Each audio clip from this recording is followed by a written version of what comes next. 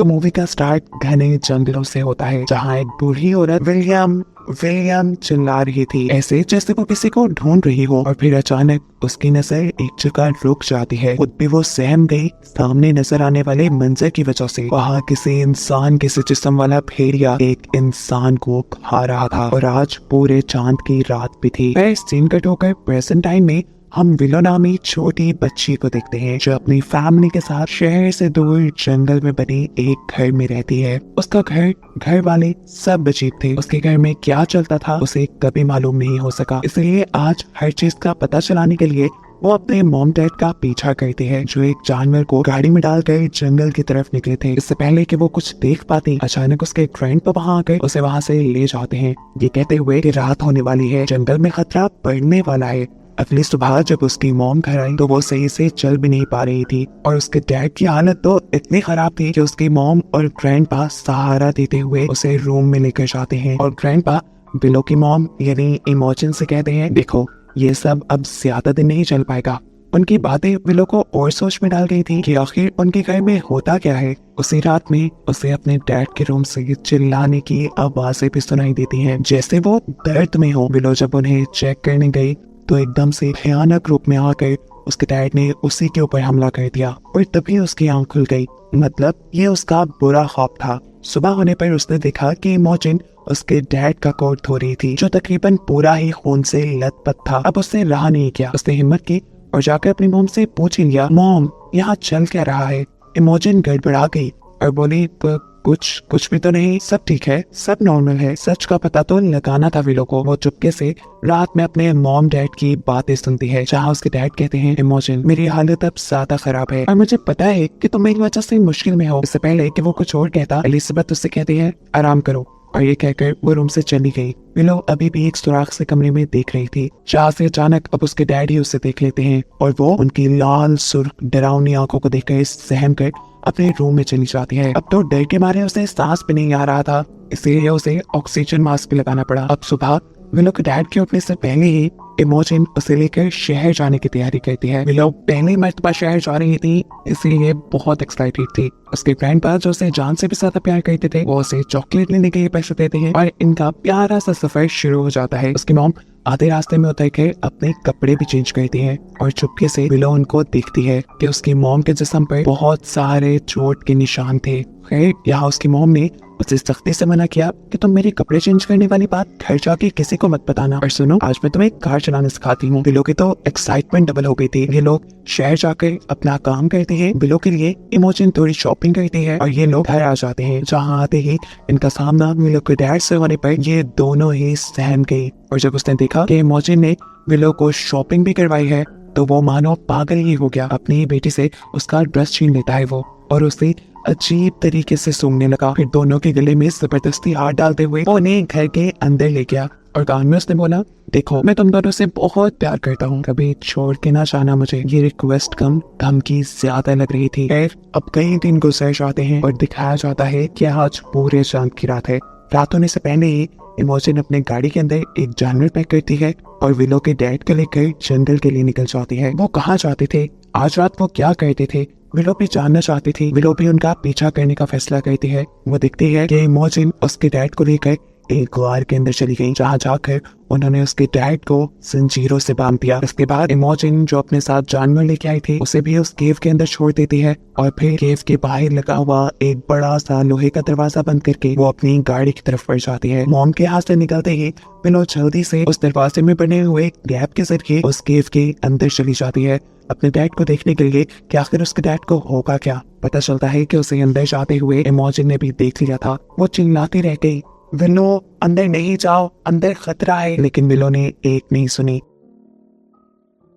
अब इमोजिन अपनी बेटी का पीछा करती है और उस केव के अंदर पहुंच जाती है, जहाँ जाकर देखने को मिलता है कि विलो ने कुछ भयानक देख लिया था, जिसे देखते ही वो बेहोश हो गई। इमोजिन जल्दी से उसे लेकर घर आती है और उसे उसका ऑक्सीजन मास्क लगाती है। यहाँ देखने को मिलता है कि आखिर विलो ने ऐसा क्या देख लिया था जिससे वो बेहोश ही हो गई। असल में उसने अपने डैड को एक भेड़िए में बदलते हुए देख लिया था, एक जानवर में बदलते देखा था, जहाँ पर उसके डैड की बॉडी अजीब बड़ी हो रही थी, नाखून बड़े हो रहे थे, उनकी स्किन फट रही थी, मुंह में बड़े बड़े से दांत उगाए थे, और एकदम से वो भेड़िए में बदल गए। यही देखकर डर कर वो होश में भी आ जाती है। अब उसे सच पता चल गया था कि आखिर उसके डैड के साथ क्या हुआ। अगली सुबह हमें पूरी फैमिली को डाइनिंग टेबल पे बैठे दिखाया जाता है। विलो के डैड ऐसी हालत में है जैसे वो पागल हुए हो और विलो तो कल वाले वाकये के बाद बहुत घबराई हुई थी, लेकिन इमोजिन तो ऐसे बैठी थी जैसे कुछ हुआ ही ना हो।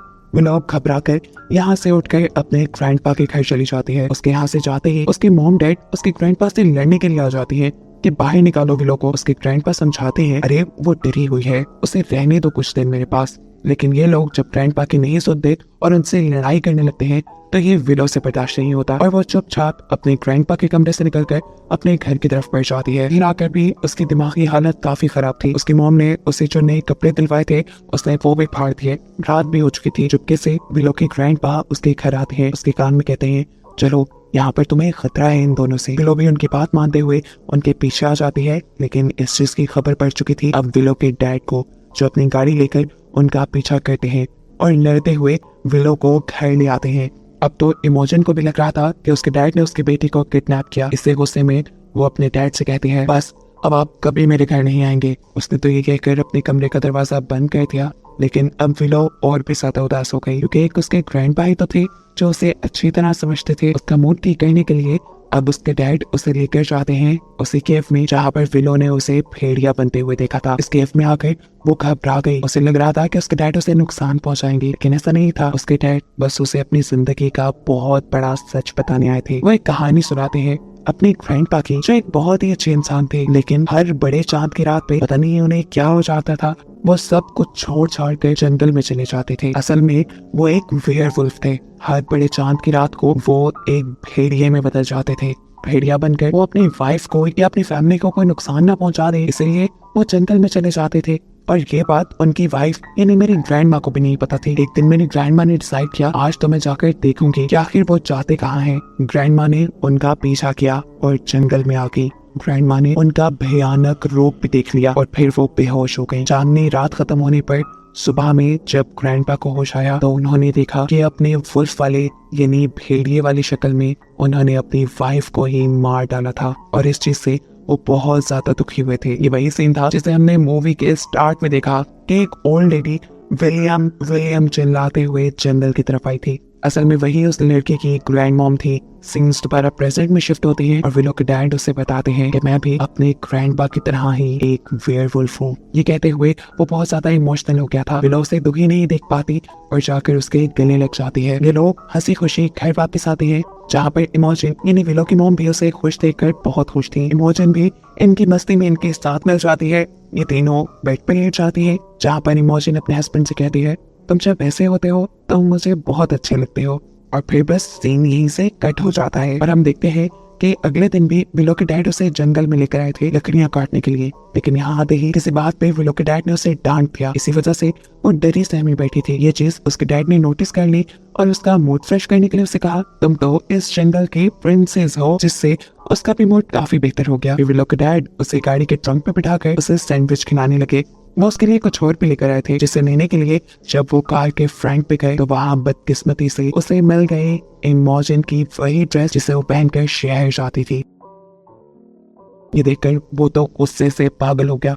उसने ड्रेस सूंघी और आकर विलो से पूछताछ करने लगा। विलो ने उसे कुछ नहीं बताया तो गुस्से में उसके हाथ से उसका सैंडविच फेंकते हुए वो उसे लेकर घर आ गया। घर आते ही उसने इमोजन को ढूंढा और उसे गाड़ी में बिठाकर जंगल की तरफ ले गया। आज तो पूरे चांद की रात भी नहीं थी। विलो को समझ नहीं आया कि अब क्या होने वाला है। अगली सुबह जब वो घर लौटे तो उसकी मॉम की हालत काफी खराब थी। खैर दिन यूं ही टेंशन में गुजर जाते हैं और फिर एक दिन विलो का बर्थडे आ जाता है, जिससे सेलिब्रेट करने के लिए इमोजन उसके लिए केक बनाती है और ऐसे घर का माहौल थोड़ा अच्छा हो जाता है। साथ ही आज विलो का बर्थडे था तो विलो के ग्रैंडपा कैसे नहाते अपने ग्रैंडपा को एक छोटे से पपी गिफ्ट के साथ देखकर वो भी बहुत ज्यादा खुश हो जाती है। जिसके बाद अब सीन कट हो जाता है और फिर हमें काफी दिन बाद का सीन दिखाया जाता है। आज दोबारा पूरे चांद की रात है। हर बार की तरह इमोजन और उसके हस्बैंड जंगल के लिए निकल गए हैं और रात में अब विलो के साथ भी कुछ अजीब हो रहा है। उसका एक नेल काला पड़ गया है, जिसके अंदर से अब खून भी निकल रहा था। उसका नेल उखड़ गया। एकदम से बड़े बड़े नाखून उसके पैदा होने लगे।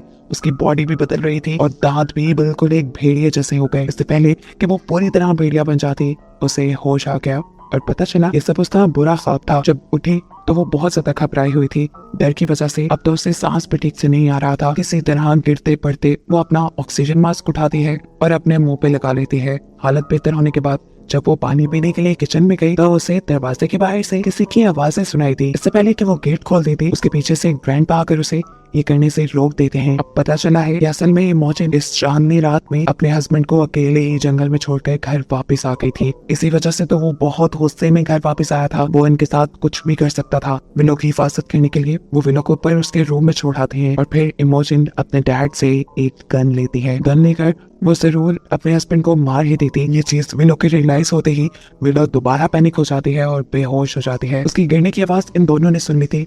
ग्रैंडपा और इमोजन दोनों यहाँ पर आते हैं। वो जल्दी से उसे ऑक्सीजन लगाना चाहते थे, लेकिन अफसोस इस सिलेंडर में ऑक्सीजन खत्म हो गई थी, जो लेने के लिए इमोजन को अब नीचे बेसमेंट में जाना पड़ता। बाहर आए हुए खतरे की परवाह ना करते हुए वो बेसमेंट की तरफ बढ़ती है। वो जब सिलेंडर को लेकर वापस ऊपर कमरे की तरफ बढ़ ही रही थी कि गलती से उसके पॉकेट से गन भी गिर गई। बाहर अभी भी इमोजन का हस्बैंड जोर जोर से दरवाजा नॉक कर रहा था। उससे में तंग आकर इमोजन जोर से चिल्लाती है और कहती है, बस भी कर दो, चले जाओ यहाँ से। ऊपर विलो की सांस भी रुक रही थी। ग्रैंडपा इमोजन को आवाज देते हैं और वो सब कुछ छोड़ छाड़ कर अब ऑक्सीजन सिलेंडर लेकर ऊपर आ जाती है। ये लोग विलो को ऑक्सीजन लगाते हैं और तभी इन्हें फील होता है कि अब नीचे इनके घर में कोई घुस आया है। कोई कौन? विलो के डैड ही होंगे ये। इमोजन गन के साथ नीचे पड़ना चाहती थी, लेकिन तब उसे रियलाइज हुआ कि गन तो उसने कहीं खो दी। तब ग्रैंडपा अकेले ही नीचे जाने का फैसला करते हैं, जबकि इमोजन विलो को लेकर एक कबर्ड के अंदर छुप जाती है। ग्रैंडपा जैसे ही नीचे आए तो वो लड़का बहुत ही ज्यादा गुस्से में था। उसने दोनों हाथों से ग्रैंडपा को उठाकर उछाला और ग्रैंडपा जाके एक दीवार में लगे हुए सींग वाली हैंगिंग्स पे लग गए। वो सींग पूरी तरह ग्रैंडपा के जिस्म के अंदर स्टैब हो गए।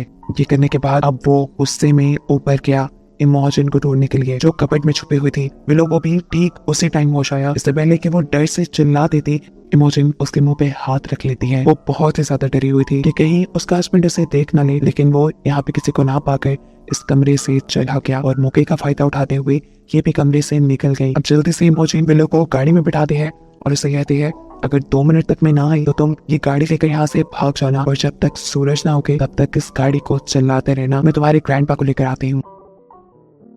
या इमोजन जल्दी से घर आती है और अपने डैड को उन सींगों के ऊपर से उतारती है। वो बहुत ज्यादा दर्द तकलीफ में थे। बहुत मुश्किलों से वो उन्हें लेकर बेसमेंट तक आई।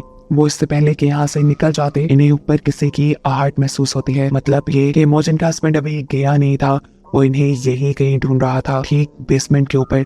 ये लोग बिल्कुल शोर नहीं कर रहे थे, लेकिन गलती से यहाँ पर इमोजन का हाथ आ गया एक ट्रैप के अंदर और उसने जोर से चीख मारी। उसके चीखने से उसके हस्बैंड को उनकी लोकेशन का पता चल गया और वो फिर फ्लोर को तोड़ते हुए ही बेसमेंट में आने लगा। इससे पहले कि वो फ्लोर को तोड़कर बेसमेंट में पहुंच जाता, ये लोग तेजी से इस बेसमेंट से बाहर निकलने की कोशिश करते हैं, लेकिन बेसमेंट के आगे एक जेल की तरह का गेट लगा हुआ था जो इनसे खुल नहीं रहा था। बाहर भी लोग जो इनका इंतजार कर रही थी वो होशियारी दिखाती है और कार के साथ लगे हुए हुक को उस गेट के अंदर फंसाकर फौरन कार चला देती है, जिससे वो गेट खुल जाता है। इमोजन जल्दी से अपने डैड को उठाकर इस कार में बिठाती है। अभी तीनों यहाँ से भागने ही वाले थे, लेकिन गाड़ी स्टार्ट होने का नाम ही नहीं ले रही थी। तब इमोजन के डैड यानी ग्रैंडपा नीचे उतरते हैं और इमोजन से कहते हैं, तुम विलो को लेकर सेफली यहाँ से जाओ, मैं यहाँ सब कुछ संभालता हूँ। तब वक्त नहीं है। ये दोनों कार से उतरकर जंगलों की तरफ भागने लगी थी। तभी अचानक किसी ने पीछे से विलो को उठा लिया। ये कोई और नहीं, उसके डैड ही थे जो जंगल में छुपे हुए उनका इंतजार कर रहे थे। वो उसे अपनी केव के अंदर ले गए और इमोजन घबरा गई कि पता नहीं अब उसके बेटी के साथ क्या हो जाएगा। इमोजन चीखते हुए उसके पीछे आती है और अब पहली मर्तबा हम विलो के डैड को एक भेड़िए की शक्ल में देखते हैं। उसकी गोद में विलो थी जो बेहोश हो चुकी थी पैनिक होकर। अपनी बेटी को बचाने के लिए यहाँ पर इमोजन होशियारी दिखाती है और लड़ने के बजाय प्यार का हथियार इस्तेमाल करती है। वो उस भेड़िए का मुंह पकड़ के कहती है, सुनो, देखो, हम तुम्हारी फैमिली हैं और हम तुमसे बहुत प्यार करते हैं। ये सुनते ही उसे भी जैसे कुछ याद आने लगा था। अपनी फैमिली के साथ बिताए हर अच्छे लम्हे याद आने लगे थे। वो थोड़ा रिलैक्स भी हो गया था, इसलिए उसने विलो को छोड़ भी दिया। विलो अब इनसे दूर हो गई थी, दूर। वो अपनी मॉम का इंतजार कर रही थी कि कब वो ये सब कुछ ठीक करके आएंगी। जहाँ उसका हस्बैंड यानी भेड़िया जो पहले अच्छी चीजें याद कर रहा था, अचानक उसे वो बात याद आती है जब ये तीनों बेड पे लेटे हुए थे और इमोजन ने उसे कहा था कि तुम मुझे ऐसे बहुत अच्छे लगते हो। ये बात सुनते ही इमोजन का हस्बैंड बहुत ज्यादा गुस्सा हो गया था। उसने इमोजन को पकड़ा और वो इमोजन को मारने लगा। उसने पूछा, ऐसा होता हूँ का क्या मतलब पिछले सीन में जब हमने देखा था कि सब अच्छा चल रहा था तब भी कुछ अच्छा नहीं था। यही चीज अभी भी उसे याद आ जाती है और इसी चीज का गुस्सा वो इमोजन पे निकालने ही वाला था कि यहाँ विलो के पाँव के जरिए एक लैंप नीचे गिर गया और वहां आग लग गई। इस टाइम विलो ने अपने मुंह पे ऑक्सीजन लगाई हुई थी। इस आग को देखकर विलो को अपनी मॉम को बचाने का एक आइडिया आता है।